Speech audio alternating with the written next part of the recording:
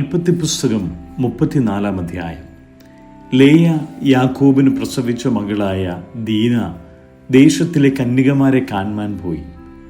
എന്നാറെ ഹിവ്യനായ ഹമോരിന്റെ മകനായി ദേശത്തിന്റെ പ്രഭുവായ ശേഖേം അവളെ കണ്ടിട്ട് പിടിച്ചുകൊണ്ടുപോയി അവളോട് കൂടെ ശയിച്ചു, അവൾക്ക് പോരായ്ക വരുത്തി. അവന്റെ ഉള്ളം യാക്കോബിന്റെ മകളായ ദീനയോട് പറ്റിച്ചേർന്നു. അവൻ ബാലയെ സ്നേഹിച്ചു, ബാലയോട് ഹൃദ്യമായി സംസാരിച്ചു. ശേഖേം തൻ്റെ അപ്പനായ ഹമോരിനോട്, ഈ ബാലയെ എനിക്ക് ഭാര്യയായിട്ട് എടുക്കണം എന്ന് പറഞ്ഞു. തൻ്റെ മകളായ ദീനയെ അവൻ വഷളാക്കി എന്ന് യാക്കോബ് കേട്ടു. അവൻ്റെ പുത്രന്മാർ ആട്ടിൻകൂട്ടത്തോടുകൂടെ വയലിലായിരുന്നു. അവർ വരുവോളം യാക്കോബ് മിണ്ടാതിരുന്നു. ശേഖേമിൻ്റെ അപ്പനായ ഹാമോർ യാക്കോബിനോട് സംസാരിപ്പാൻ അവൻ്റെ അടുക്കൽ വന്നു. യാക്കോബിൻ്റെ പുത്രന്മാർ വസ്തുത കേട്ടു വയലിൽ നിന്ന് വന്നു. അവൻ യാക്കോബിൻ്റെ മകളോടുകൂടെ ശയിച്ചു. അങ്ങനെ അരുതാത്ത കാര്യം ചെയ്തു ഇസ്രയേലിൽ വഷളത്വം പ്രവർത്തിച്ചതുകൊണ്ട് ആ പുരുഷന്മാർക്ക് വ്യസനം തോന്നി, മഹാകോപവും ജ്വലിച്ചു. ഹാമോർ അവരോട് സംസാരിച്ചു, എൻ്റെ മകൻ ശേഖേമിൻ്റെ ഉള്ളം നിങ്ങളുടെ മകളോട് പറ്റിയിരിക്കുന്നു. അവളെ അവന് ഭാര്യയായി കൊടുക്കണം. നിങ്ങൾ ഞങ്ങളോട് വിവാഹ സംബന്ധം കൂടി നിങ്ങളുടെ സ്ത്രീകളെ ഞങ്ങൾക്ക് തരികയും ഞങ്ങളുടെ സ്ത്രീകളെ നിങ്ങൾക്ക് എടുക്കുകയും ചെയ്യുവിൻ. നിങ്ങൾക്ക് ഞങ്ങളോട് കൂടെ പാർക്കാം. ദേശത്ത് നിങ്ങൾക്ക് സ്വാതന്ത്ര്യമുണ്ടാകും. അതിൽ പാർത്ത് വ്യാപാരം ചെയ്ത് വസ്തു സമ്പാദിപ്പിൻ എന്ന് പറഞ്ഞു. ശേഖേമും അവളുടെ അപ്പനോടും സഹോദരന്മാരോടും, നിങ്ങൾക്ക് എന്നോട് കൃപ തോന്നിയാൽ നിങ്ങൾ പറയുന്നത് ഞാൻ തരാം. എന്നോട് സ്ത്രീധനവും ദാനവും എത്രയെങ്കിലും ചോദിപ്പിൻ, നിങ്ങൾ പറയും പോലെ ഞാൻ തരാം. ബാലയെ എനിക്ക് ഭാര്യയായിട്ട് തരണം എന്ന് പറഞ്ഞു. തങ്ങളുടെ സഹോദരിയായ ദീനയെ ഇവൻ വഷളാക്കിയത് കൊണ്ട് യാക്കോബിന്റെ പുത്രന്മാർ ശേഖേമിനോടും അവന്റെ അപ്പനായ ഹാമാറിനോടും സംസാരിച്ചു കപടമായി ഉത്തരം പറഞ്ഞത്, ഞങ്ങളുടെ സഹോദരിയെ അഗ്രചർമ്മിയായ പുരുഷന് കൊടുക്കുന്ന കാര്യം ഞങ്ങൾക്ക് പാടുള്ളതല്ല. അതു ഞങ്ങൾക്ക് അപമാനമാകുന്നു. എങ്കിലും ഒന്ന് ചെയ്താൽ ഞങ്ങൾ സമ്മതിക്കാം. നിങ്ങളിലുള്ള ആണെല്ലാം പരിച്ഛേദനയേറ്റ് നിങ്ങൾ ഞങ്ങളെപ്പോലെ ആയിത്തീരുമെങ്കിൽ ഞങ്ങളുടെ സ്ത്രീകളെ നിങ്ങൾക്ക് തരികയും നിങ്ങളുടെ സ്ത്രീകളെ ഞങ്ങൾ എടുക്കുകയും നിങ്ങളോടുകൂടെ പാർത്ത് ഒരു ജനമായി തീരുകയും ചെയ്യാം. പരിച്ഛേദന ഏൽക്കുന്നതിൽ ഞങ്ങളുടെ വാക്കു സമ്മതിക്കാഞ്ഞാലോ ഞങ്ങൾ ഞങ്ങളുടെ ബാലയെ കൂട്ടിക്കൊണ്ടുപോരും. അവരുടെ വാക്ക് ഹമോരിനും ഹമോരിൻ്റെ മകനായ ശെഖേമിനും ബോധിച്ചു. ആ യൗവനക്കാരന് യാക്കോബിൻ്റെ മകളോട് അനുരാഗം വർദ്ധിച്ചതുകൊണ്ട് അവൻ ആ കാര്യം നടത്തുവാൻ താമസം ചെയ്തില്ല. അവൻ തൻ്റെ പിതൃഭവനത്തിൽ എല്ലാവരിലും ശ്രേഷ്ഠനായിരുന്നു. അങ്ങനെ ഹമോരും അവൻ്റെ മകനായ ശേഖേമും തങ്ങളുടെ പട്ടണ ഗോപുരത്തെങ്കൽ ചെന്നു പട്ടണത്തിലെ പുരുഷന്മാരോട് സംസാരിച്ചു, ഈ മനുഷ്യർ നമ്മോട് സമാധാനമായിരിക്കുന്നു. അതുകൊണ്ട് അവർ ദേശത്തു പാർത്ത് വ്യാപാരം ചെയ്യട്ടെ. അവർക്കും നമുക്കും മതിയാകും വണ്ണം ദേശം വിസ്താരമുള്ളതല്ലോ. അവരുടെ സ്ത്രീകളെ നാം വിവാഹം കഴിക്കുകയും നമ്മുടെ സ്ത്രീകളെ അവർക്ക് കൊടുക്കുകയും ചെയ്യുക. എങ്കിലും അവർ പരിച്ഛേദനയുള്ളവരായിരിക്കും പോലെ നമ്മിലുള്ള ആണെല്ലാം പരിച്ഛേദന ഏറ്റാൽ മാത്രമേ അവർ നമ്മോടുകൂടെ പാർത്ത് ഒരു ജനമായിരിക്കാൻ സമ്മതിക്കുകയുള്ളൂ. അവരുടെ ആട്ടിൻകൂട്ടവും സമ്പത്തും മൃഗങ്ങളൊക്കെയും നമുക്കും ആകെയില്ലയോ? അവർ പറയും പോലെ സമ്മതിച്ചാൽ മതി. എന്നാൽ അവർ നമ്മോടുകൂടെ പാർക്കും എന്ന് പറഞ്ഞു. അപ്പോൾ ഹമോരിൻ്റെ പട്ടണക്കാരെല്ലാവരും അവൻ്റെയും മകൻ ശെഖേമിൻ്റെയും വാക്കു കേട്ട് പട്ടണക്കാരിൽ ആണെല്ലാം പരിച്ഛേദനയേറ്റു.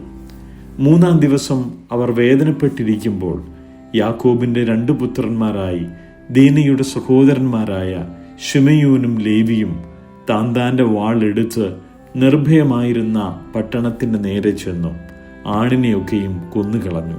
അവർ ഹമോരിനെയും അവൻ്റെ മകനായ ശേഖേമിനെയും വാളിൻ്റെ വായ്ത്തലയാൽ കൊന്നു. ദീനയെ ശേഖേമിൻ്റെ വീട്ടിൽ നിന്ന് കൂട്ടിക്കൊണ്ടുപോന്നു. പിന്നെ യാക്കോബിൻ്റെ പുത്രന്മാർ നിഹതന്മാരുടെ ഇടയിൽ ചെന്നു. തങ്ങളുടെ സഹോദരിയെ അവർ വഷളാക്കിയതുകൊണ്ട് പട്ടണത്തെ കൊള്ളയിട്ടു. അവർ അവരുടെ ആട്, കന്നുകാലി, കഴുത ഇങ്ങനെ പട്ടണത്തിലും വെളിയിലുമുള്ളവയൊക്കെയും അപഹരിച്ചു. അവരുടെ സമ്പത്തൊക്കെയും എല്ലാ പൈതങ്ങളെയും സ്ത്രീകളെയും അവർ കൊണ്ടുപോയി. വീടുകളിലുള്ളതൊക്കെയും കൊള്ളയിട്ടു. അപ്പോൾ യാക്കോബ് ശിമെയോനോടും ലേവിയോടും, ഈ ദേശനിവാസികളായ കനാന്യരുടെയും പെരിസ്യരുടെയും ഇടയിൽ നിങ്ങൾ എന്നെ നാറ്റിച്ചു വിഷമത്തിലാക്കിയിരിക്കുന്നു. ഞാൻ ആൾ ചുരുക്കമുള്ളവനല്ലോ. അവർ എനിക്ക് വിരോധമായി കൂട്ടം കൂടി എന്നെ തോൽപ്പിക്കുകയും ഞാനും എൻ്റെ ഭവനവും നശിക്കുകയും ചെയ്യും എന്ന് പറഞ്ഞു. അതിനവർ, ഞങ്ങളുടെ സഹോദരിയോട് അവനൊരു വേശ്യയോട് എന്ന പോലെ പെരുമാറാമോ എന്ന് പറഞ്ഞു. ഉൽപ്പത്തി പുസ്തകം 35-ാം അധ്യായം. അനന്തരം ദൈവം യാക്കോബിനോട്, നീ പുറപ്പെട്ട് ബഥേലിൽ ചെന്നു പാർക്ക. നിന്റെ സഹോദരനായ ഏശാവിന്റെ മുമ്പിൽ നിന്ന് നീ ഓടിപ്പോകുമ്പോൾ നിനക്ക് പ്രത്യക്ഷനായ ദൈവത്തിന് അവിടെ ഒരു യാഗപീഠം ഉണ്ടാക്കുക എന്ന് കൽപ്പിച്ചു. അപ്പോൾ യാക്കോബ് തൻ്റെ കുടുംബത്തോടും കൂടെയുള്ള എല്ലാവരോടും, നിങ്ങളുടെ ഇടയിലുള്ള അന്യദേവന്മാരെ നീക്കിക്കളഞ്ഞു നിങ്ങളെ ശുദ്ധീകരിച്ച് വസ്ത്രം മാറുവിൻ. നാം പുറപ്പെട്ട് ബഥേലിലേക്ക് പോകാം.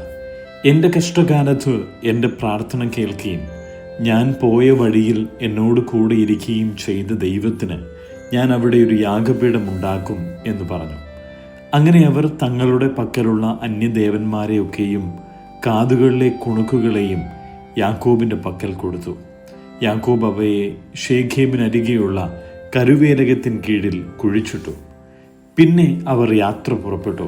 അവരുടെ ചുറ്റും ഇരുന്ന പട്ടണങ്ങളുടെ മേൽ ദൈവത്തിൻ്റെ ഭീതി വീണതുകൊണ്ട് യാക്കോബിൻ്റെ പുത്രന്മാരെ ആരും പിന്തുടർന്നില്ല. യാക്കോബും കൂടെയുള്ള ജനമൊക്കെയും കനാൻ ദേശത്തിലെ ലൂസ് എന്ന ബഥേലിൽ എത്തി. അവിടെ അവൻ ഒരു യാഗപീഠം പണിതു. തൻ്റെ സഹോദരന് മുമ്പിൽ നിന്ന് ഓടിപ്പോകുമ്പോൾ അവന് അവിടെ വെച്ച് ദൈവം പ്രത്യക്ഷനായതുകൊണ്ട് അവൻ ആ സ്ഥലത്തിന് ഏൽ ബഥേൽ എന്നു പേർ വിളിച്ചു. റിബേക്കയുടെ ധാത്രിയായ ദെബോര മരിച്ചു.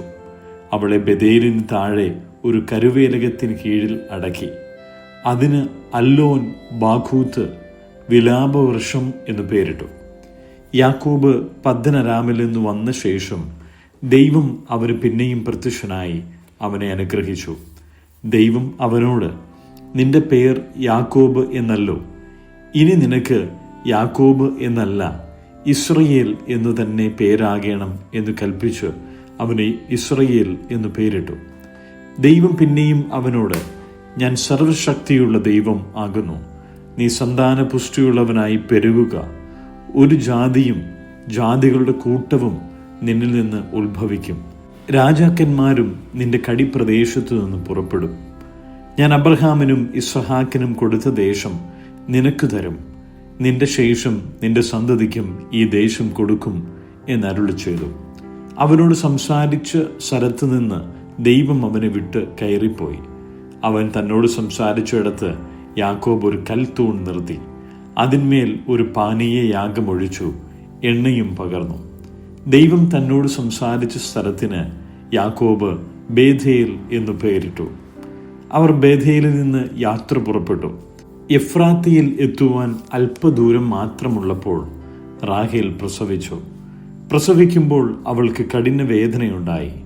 അങ്ങനെ പ്രസവത്തിൽ അവൾക്ക് കഠിന വേദനയായിരിക്കുമ്പോൾ സൂതികർമ്മിണി അവളോട്, ഭയപ്പെടേണ്ട, ഇതും ഒരു മകനായിരിക്കും എന്ന് പറഞ്ഞു. എന്നാൽ അവൾ മരിച്ചുപോയി. ജീവൻ പോകുന്ന സമയം അവൾ അവന് ബെനോനി എന്ന് പേരിട്ടു. അപ്പനോ അവന് ബെന്യാമീൻ എന്ന് പേരിട്ടു. റാഹേൽ മരിച്ചിട്ട് അവളെ ബെത്ലഹേം എന്ന എഫ്രാത്തിന് പോകുന്ന വഴിയിൽ അടക്കം ചെയ്തു. അവളുടെ കല്ലറയിന്മേൽ യാക്കോബ് ഒരു തൂൺ നിർത്തി. അത് റാഹേലിൻ്റെ കല്ലറത്തൂൺ എന്നു പേരോടെ ഇന്ന് വരെയും നിൽക്കുന്നു.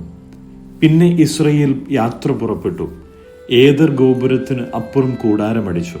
ഇസ്രയേൽ ആ ദേശത്തു പാർത്തിരിക്കുമ്പോൾ റൂബേൻ ചെന്ന് തൻ്റെ അപ്പൻ്റെ വെപ്പാട്ടിയായ ബിൽഹയോട് കൂടെ ശയിച്ചു. ഇസ്രയേൽ അത് കേട്ടു. യാക്കോബിൻ്റെ പുത്രന്മാർ 12 പേരായിരുന്നു. ലേയുടെ പുത്രന്മാർ യാക്കോബിൻ്റെ ആദ്യജാതൻ രൂബേൻ, ശിമയോൻ, ലേവി, യഹൂദ, ഇസാഖാർ, സെബൂലൂൻ. റാഹേലിൻ്റെ പുത്രന്മാർ യോസേഫും ബെന്യാമീനും. റാഹേലിൻ്റെ ദാസിയായ ബിൽഹയുടെ പുത്രന്മാർ ദാനും നഫ്താലിയും. ലേയുടെ ദാസിയായ സിൽപ്പിയുടെ പുത്രന്മാർ ഗാദും ആശേരും. ഇവർ യാക്കോബിന് പദ്ദൻഅരാമിൽ വെച്ചു ജനിച്ച പുത്രന്മാർ.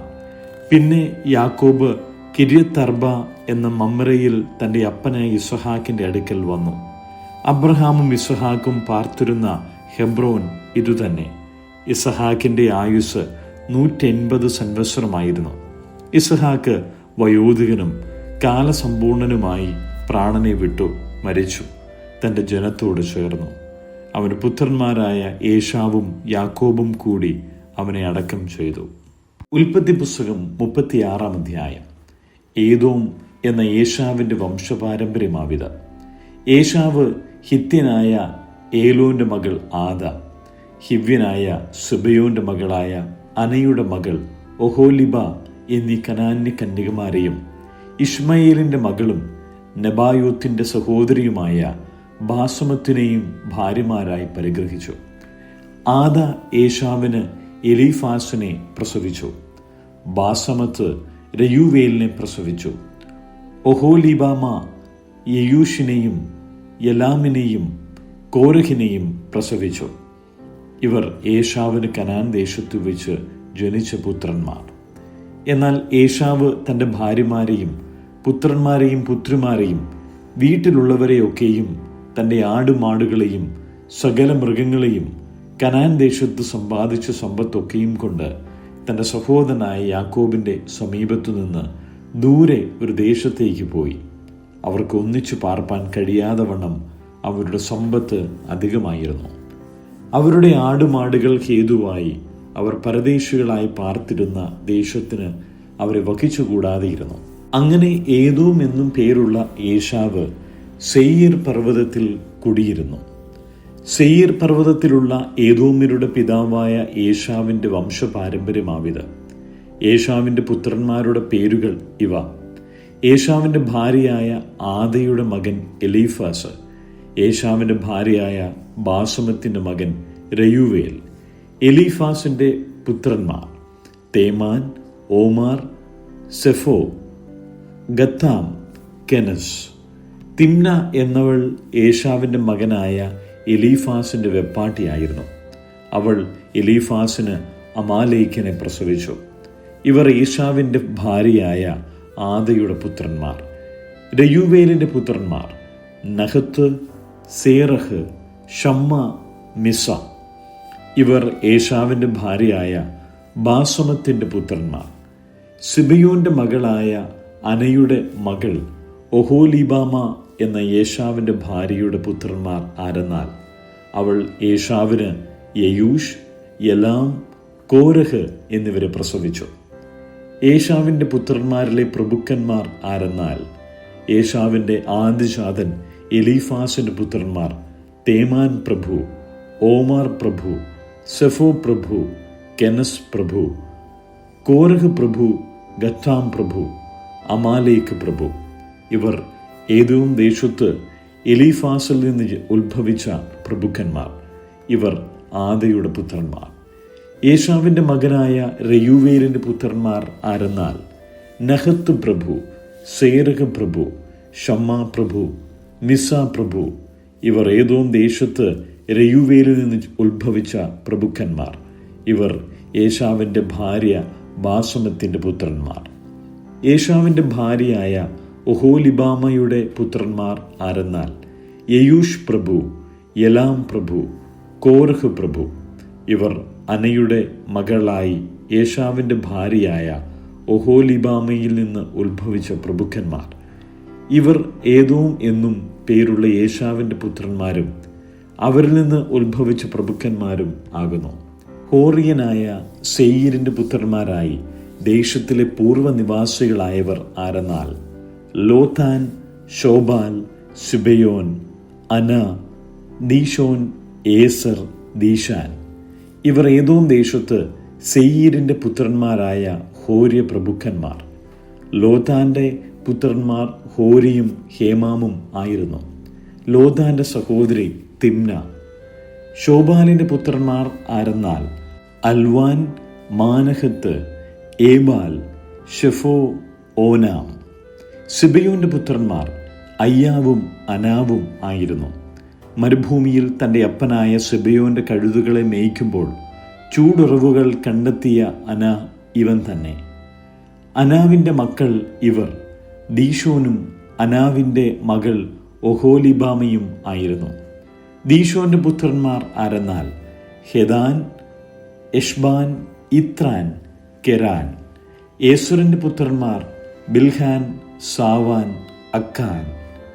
ദീശാന്റെ പുത്രന്മാർ ഊസും ആരാനുമായിരുന്നു. ഹൊറിയ പ്രഭുക്കന്മാർ ആരെന്നാൽ ലോതാൻ പ്രഭു, ശോബാൽ പ്രഭു, സിബിയോൻ പ്രഭു, അനാ പ്രഭു, തീഷോൻ പ്രഭു, ഏസർ പ്രഭു, ദീശാൻ പ്രഭു. ഇവർ സെയീർ ദേശത്തു വാണ ഹോറിയ പ്രഭുക്കന്മാരായിരുന്നു. ഇസ്രായേൽ മക്കൾക്ക് രാജാവ് ഉണ്ടാകും മുമ്പേ ഏദോം ദേശത്തു വാണ രാജാക്കന്മാർ ആരെന്നാൽ ബെയോരിൻ്റെ പുത്രനായ ബേല ഏദോമിൽ രാജാവായിരുന്നു. അവൻ്റെ പട്ടണത്തിന് ദിൻഹാബ എന്നു പേർ. ബേല മരിച്ച ശേഷം ബൊസ്രക്കാരനായ സേരഹിൻ്റെ മകൻ യോബാബ് അവനു പകരം രാജാവായി. യോബാബ് മരിച്ച ശേഷം തേമാന്യ ദേശക്കാരനായ ഹൂഷാം അവനു പകരം രാജാവായി. ഹൂഷാം മരിച്ച ശേഷം മോവാബ് സമഭൂമിയിൽ വെച്ച് മിദ്യാനെ തോൽപ്പിച്ച ബദദിന്റെ മകൻ ഹദദ് അവനു പകരം രാജാവായി. അവന്റെ പട്ടണത്തിന് അവീത്ത് എന്നു പേർ. ഹദദ് മരിച്ച ശേഷം മസ്രേക്കക്കാരൻ സമ്ല അവനു പകരം രാജാവായി. സമ്ല മരിച്ച ശേഷം നദീതീരത്തുള്ള രേഹബോത്ത് പട്ടണക്കാരനായ ഷൗൽ അവനു പകരം രാജാവായി. ഷൗൽ മരിച്ച ശേഷം അക്ബോറിന്റെ മകൻ ബാൽഹാനാൻ അവനു പകരം രാജാവായി. അക്ബോറിന്റെ മകനായ ബാൽഹാനാൻ മരിച്ച ശേഷം ഹദർ അവനു പകരം രാജാവായി. അവന്റെ പട്ടണത്തിന് പാവു എന്നു പേർ. അവന്റെ ഭാര്യയ്ക്ക് മെഹദബേൽ എന്നും പേർ. അവൾ മേസാഹാബിന്റെ മകളായ മത്രേദിന്റെ മകൾ ആയിരുന്നു. വംശം വംശമായും ദേശം ദേശമായും പേരു പേരായും ഏശാവിൽ നിന്ന് ഉത്ഭവിച്ച പ്രഭുക്കന്മാരുടെ പേരുകൾ ആവിധ: തിമ്ന പ്രഭു, അൽവ പ്രഭു, യദേത്ത് പ്രഭു, ഒഹോലിബാമ പ്രഭു, ഏല പ്രഭു, പീനോൻ പ്രഭു, കെനസ് പ്രഭു, തേമാൻ പ്രഭു, മിപ്സാർ പ്രഭു, മക്തിയേൽ പ്രഭു, ഈരാം പ്രഭു. താന്താങ്ങളുടെ അവകാശദേശത്തും വാസസ്ഥലങ്ങളിലും വാണ ഏദോമി പ്രഭുക്കന്മാർ ആകുന്നു. ഏദോമ്യരുടെ പിതാവ് ഏശാവ് തന്നെ.